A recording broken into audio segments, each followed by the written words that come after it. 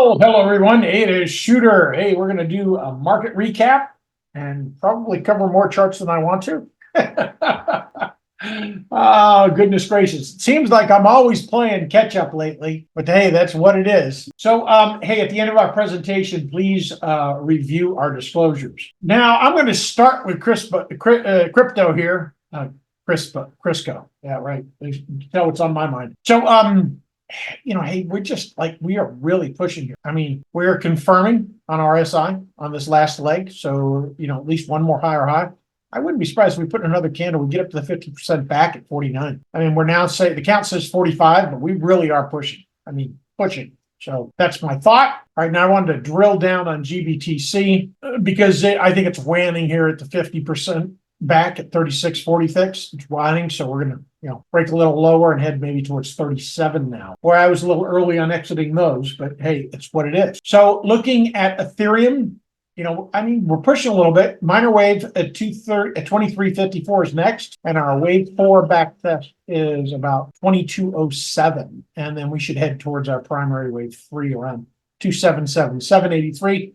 Which has been there like forever. Okay, so now we've gotten some action on Hive. Not a lot. I mean, a decent amount from 330 to 410. It's still a respectable move for this small player.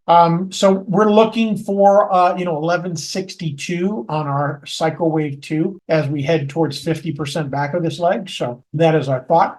Also wanted to cover Bitfarms because Bitfarms got a nice move here. I mean, up to about 195, down from our 115. So, we've got about 65% on that one now. If my quick calculations are, I haven't looked at the P&L yet to tell you, but that's about what it is. We're looking for that intermediate wave 3 around 244. Then we get a decent back test. I've not decided if I'm going to hold it through that yet or not, but it's gotten a decent bid. Look at the volume that came in here. I mean, quite a little bit. So, all right, Marathon. I also wanted to go over this because I know a couple of you hold it. So maybe 1696, but we got a heck of a draw. This is a primary wave, a bearish primary wave, and we're well past the 50% back off of this whole leg. So, our next golden box is up here. I mean, we could push with the markets because it did much better than I thought it was going to. However, the volume is not as aggressive as here, but we got more of a euphoric push. So, clearly traders were chasing this to the upside. Now, this is a Kirk's baby, this Iris Energy, maybe 662. It's in an intermediate wave, a bearish intermediate wave. So, that should be our top around 662. I also wanted to address Monster, right? I don't know. I keep saying it. MicroStrategy. I guess it's because MSTR is abbreviation for Monster. I don't know. Either that or I'm tired. One of the two. Probably both. So, we've got this wave 3 in, and we didn't really get a back test off of that. I mean, we were shallow and then blew through it. So it has not adjusted the count to the upside, but it's very aggressive here. I realize my target's up around 863.31.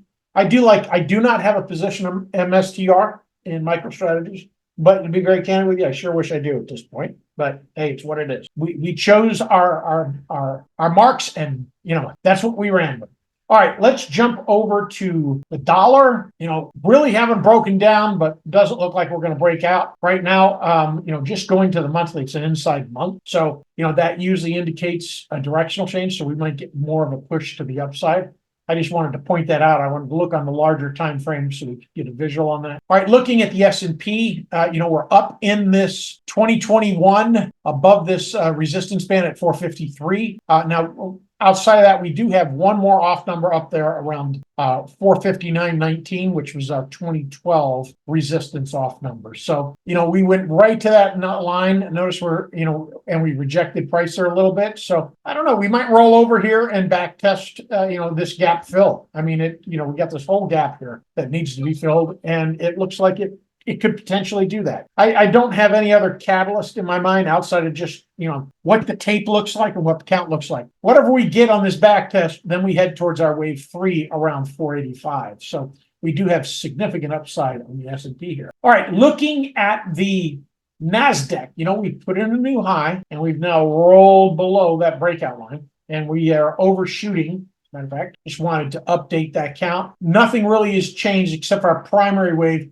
actually has drifted a little lower. Now I'm going to leave that 385 there because it really doesn't change. When a primary wave bleeds, it doesn't mean it's invalidated. It just means it's one of three legs. Whenever you get a low, here's drive 1, drive 2, drive 3. That below is still coming in here. So this is drive 2. Maybe we get one more drive to the low and then we're done. Still, it doesn't affect the upside. With the exception, quite often it extends the upside. So it's just the opposite of what we would think would occur. So then, once we've got this breakout here at the 8-day around this 394.14, then we break out, we put in our intermediate wave 1 around 410. Then we get a back test, maybe 390. Then we get a intermediate wave 3 around 422. And then we get a back test on our wave 4 around 410. Then we put in our primary wave 3 around 434. So, both indices now at this point project some decent upside, and the count and the structure tends to support that. We're not, even though we're rolling over here on this mound, realize it's not confirmed like this is confirmed. So this is a topping pattern. This is not yet. Okay, it could still be coming. This could be mound 1 and this could end up being mound 2, way the heck over here, which is quite extended, but on the daily you can have that. If we go out to the monthly, which I'm not going to do today because honestly I haven't got the chart worked up for the monthly. But quite often you get your mound 1, mound 2, and then mound 3 is way over here. So, on the larger time frame, that's something that we'd look at. So, all right, I wanted to bring the Dow in today because it led this last rally, and so we're looking for this 359, and then we got to push maybe to about 390. So, it's got quite a little bit of upside. 3-4, boom.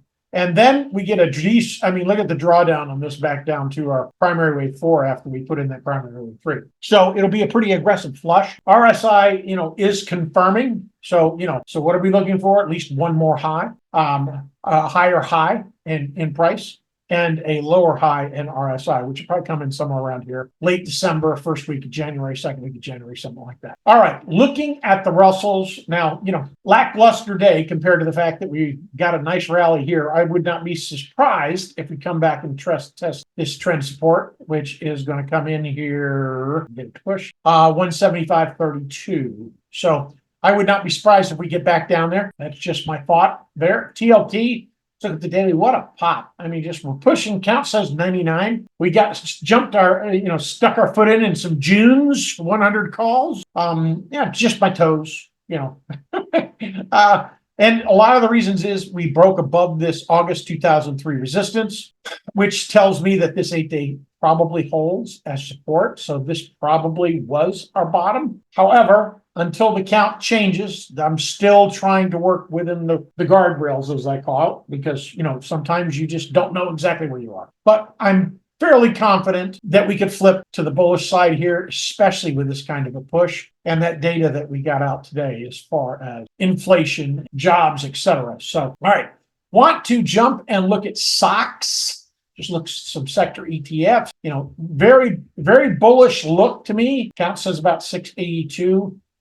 We're still getting a little rejection on this 8-day. So I want us to get above that, but realize our all-time high, or our high here, our all-time high. Yes, that's our all-time high. I look at so many charts, I forget. Is it terrible? It's terrible, I think. Yes. Okay, 560.98 is our high. So I expect us to put in at least a higher high. Now, whether or not this turns into an ABC pattern and we go back and test the floor again, I don't know. But right now, it supports the upside. Looking at XLK, very bullish. High, higher high, higher high. RSI is really not confirming here, but I'm looking at this as a confirmed high. I'm viewing it just because of the stair-step motion. You have a confirmed high on this one, and basically we had this, look at this whole leg here. It just ran. It didn't stop. That was very challenging from a technical side to say, hey, here's a high, here's a low, Drive 1, drive 2, drive 3, and then we went, Really didn't get that over here on the top. So we had a much more defined bottoming pattern in XLK. So the fact that we have wave 4 and wave 5 is coming here around 193, which is shallow in comparison. So right now, and this is distorted to me,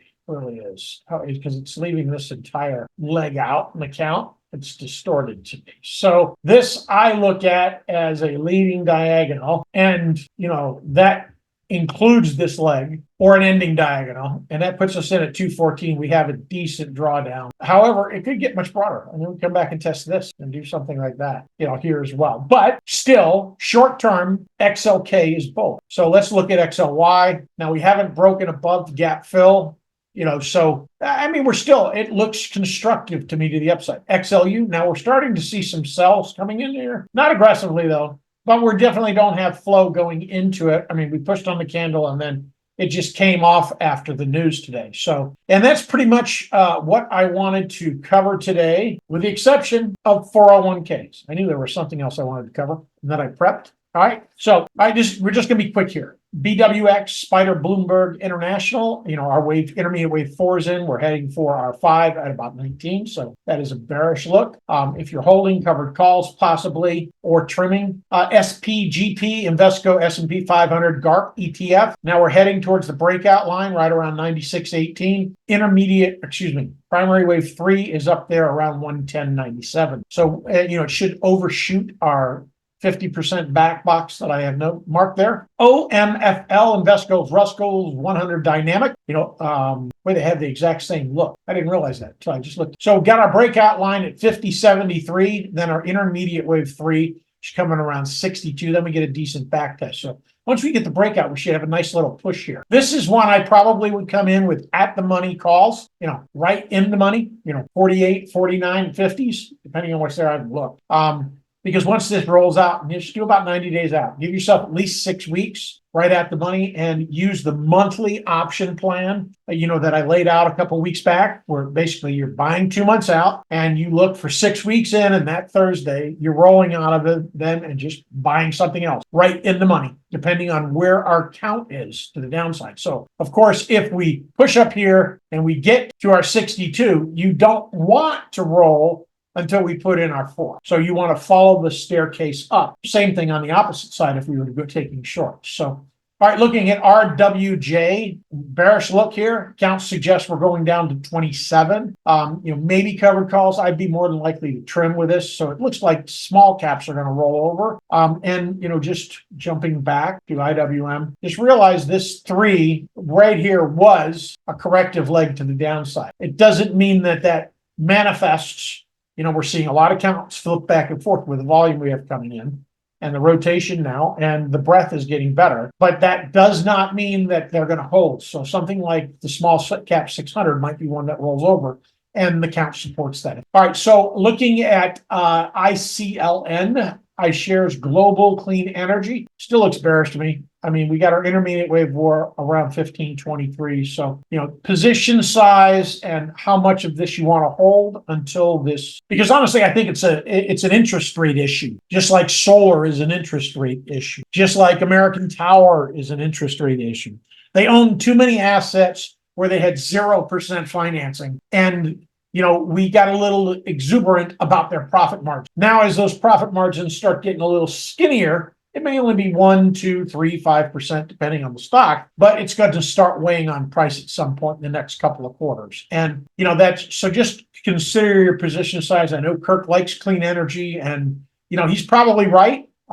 It's just make sure you're strategic. Let's see if our intermediate wave 3 comes in, because that might be a spot where we could change directions once that prints, or if we push back above the 50-day. General rules: above the 50-day, I'm long; below the 50-day, I'm short; above 8-day resistance, I'm long; below 8-day support, I'm short. Okay, so in that, depending on what we're looking at as far as our simple moving averages, that pretty much confirms a move one way or the other. So once we break below this 8-day, that target 1 down there at 596 to me is in play. All right, that's how I look at it. All right, soybean looks like it's going to roll over here too. Target 1's in, target 2's around 25.48. Now GLD, I know some of you still have this on, and we haven't failed here. Which I'm actually surprised with the new, So, to a great degree, retail is telling us that gold is not coming off yet because the issues in the Middle East are not done, because it's mostly the rest of the world who's buying gold to insulate themselves from the inflation. And in some places, it's running absolutely insane. And with the destruction that's occurred, especially in the Gaza Strip area and over near the Soviet Union, it's where a lot of people are scared. So they're still buying gold. And that's what this suggests to me. So right now, our minor wave 1 is what should be coming in next. And then our minor wave 2 down around 184. So about $3 lower is probably about as far as we should go. And then we head up for our minor wave 3 around 200. And then ultimately just basically putting a flat there and we end around 202. And then we break down. So, I think I would wait, if you have long positions,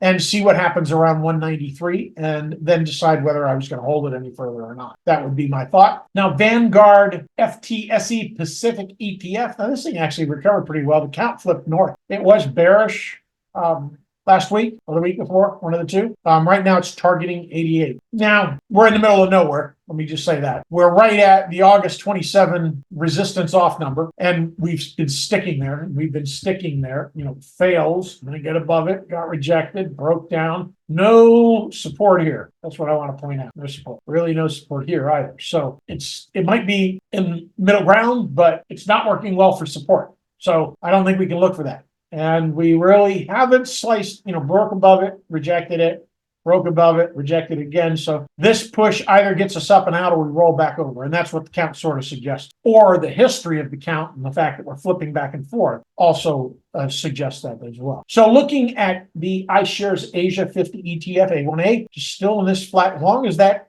primary wave setup long holds. And if it doesn't, I'm going to come back and say the same thing. Typically, we have our Bollinger Bands with fibs that we could throw in as an overlay on a chart. Let me just use this as an example. So we have a second entry level that potentially could occur on this chart, which would be really at our second standard deviation away from the mean. So I label those on some charts. I don't label them on all the charts unless I really think it's a dominant feature. I don't think it's a dominant feature here, but it's a potential outcome. So the third standard deviation would be the low. So when you structure your entries, by all means, pull up Bollinger Bands with some fibs and figure out where your lines are and say, okay, how likely am I to cross the third standard deviation on the downside? Well, we haven't yet. I mean, we tagged it twice, but we haven't crossed below it, except for way the heck over here in April of 2020. So, that was the COVID low. It was an outlier. And then we did it also on the breakdown of July of 2015. So it's an outlier event as far as the tape's concerned. Otherwise, we just tag it or we stay above the mean or the second standard deviation consistent. You're again a tag, so outside of that breakdown, going into the financial crisis in 2015, we really haven't had a breakdown. So that's how I look at a chart and how I come up with my second and third entry. So I don't believe it breaks down, but it could. So realize this primary wave could reset at 51. It could reset at 47 just because of this look. Okay. It doesn't, really, to me, it's got to close below that 44, 42, really for this structure to be broken down off this confirmed low. Now the difficulty here is we have a confirmed low, and then we had a lower low in price and a lower low in RSI. So we really didn't have any confirmations that followed through. It was just a very euphoric end that came in down here. So we don't have the divergence that really supports, a solid bottom. Okay, but that doesn't mean it doesn't happen. I mean, it's only about 7% of the time, 8% of the time that it doesn't happen. But, we can look for the upside still to build whether or not we have that divergent low or not. But I have higher convictions on the entries when we have a divergent low, just being very candid. All right, looking at EWA, iShares MSCI Australia ETF. Hey, we're still in this flat, but we're also heading towards this breakout line. We could be here for a couple of months, but it still has a nice base. And, I'm just making you aware of that. So our intermediate wave 3 is around 30. Then we get a back test around 25. And then at some point, second, third quarter 2024, we head towards that 37 would be my thought. All right, looking at the iShares Latin America 40 ETF, ILF, right now we're breaking out. Sorry, I don't have a breakout line here. Up here, we broke out, our prior setup, from our first primary wave setup, broke out above that, rejected it, came back and back tested it, put it in another primary wave setup, broke out again, back tested it, and now we have an intermediate wave, and I had a next entry around 24 and it overshot that a little bit. So it's definitely a moody tape. So lots going on in Latin America, but at the same time, we're about ready to break out here and head towards our primary wave 3, about 32. Then we get a back test, and then we should ultimately head up above the 50% back and put in a high or a higher high, somewhere around 48 bucks in that range. All right, looking at DGS. Now here I have an intermediate wave. I don't have a next entry alarm label on here because it overshot it. See that little ghost? I call those ghost prints now. So when you see that on a chart, what that means is that's the count I had, and we overshot it or it didn't manifest, one of the two. But I want it on the chart so I know it was there, because I want to see if a chart is clean with Elliott wave or it's dirty. In some of the charts, you'll see 3 or 4 or 5, 6. I don't think I have one with more than 6 ghost prints on it. But each symbol has its own move and it reacts in a certain way to Elliott wave. And it really depends on how convicted the buyers and sellers are, or how much conviction the buyers and sellers have regarding that symbol. So looking at DGS, Wisdom Tree Emerging Markets, small cap, and we've got a breakout line here at 49.98. Intermediate wave 3 is way the heck up there at 61. So it's got some nice upside. Now, HYG, counts completely changed here. We now have a target one of about 81. It was toppy right here where we were at prior couple of weeks. So, but it really hasn't changed. It's just going to build out a leading diagonal to the downside. And ultimately, we're going to put in this primary wave, which comes way the heck down here, and break down. However, I will say this. If treasuries recover, TLT specifically, and it runs, that's probably why we have this look here. Very much like what I have in TLT. It's telling us that there might be more buyers looking for yield than you would think in this kind of market,